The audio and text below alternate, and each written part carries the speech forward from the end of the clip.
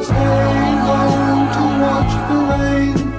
And you are young and life is long, and there is time to kill. Alright, so here's just hopefully a quick little video on some more changes we've made to the little TRX4.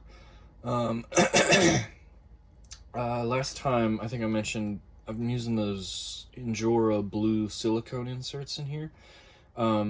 If you look at them, there's three sections in the insert, like a large first section, a tiny middle section, and then a, I don't know, medium outer section. I cut a rib, every other rib out of the large first section. I want to say there's 28. And then I cut a rib out of each outer section. So the tire squishes down just a little bit smoother, or not smoother, easier. But it still has a ton of sidewall. Let's see if we can kind of see tire squishing down there. And then the other change I made was, let's see if we can see that. Yeah, we can see that. These shocks with the springs are, instead of being, I don't know, inverse or completely parallel, they're actually just slightly V'd out like that. I'm not describing this very well, but maybe you can tell in the camera. They're just ever so slightly pushed out. I've got three nuts here and three nuts there that have pushed the top shock mount outwards on each on each mount location. So I think I've only had one session out with this so far, but it's giving it just a little bit more side hill stability, because the body is not flexing quite as badly.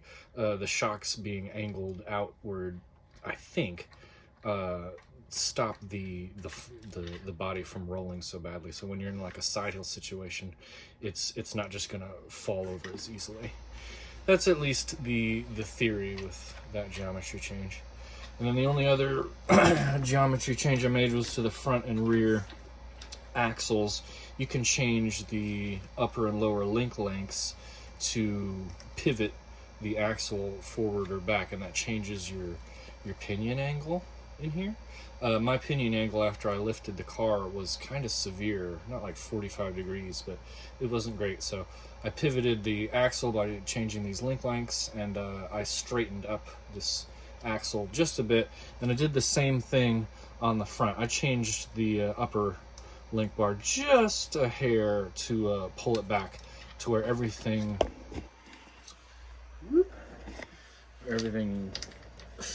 I don't know what you would call that, moves smoothly. I'm failing to conjure words right now, but it all seems to work really well.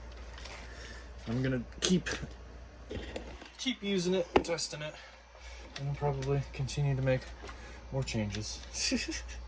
But it's fun.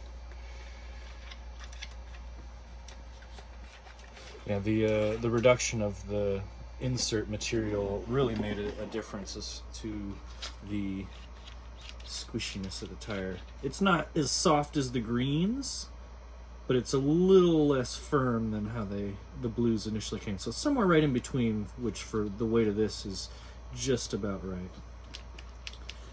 Yeah, I'm really digging the way that this suspension is currently set up. It's got just a bit of